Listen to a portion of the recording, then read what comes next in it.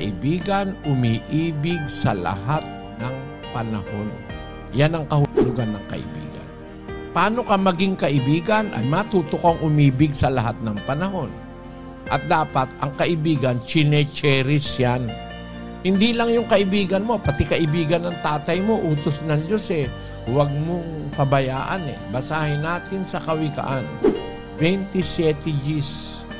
Ang iyong sariling kaibigan at ang kaibigan ng iyong ama ay huwag mong pabayaan, at huwag kang pumaroon sa bahay ng iyong kapatid sa kaarawan ng iyong kasakunaan.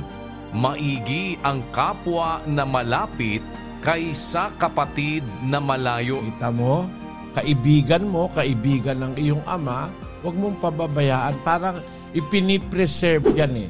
Para matupad yung salita ng Diyos na ang kaibigan umiibig sa lahat ng panahon.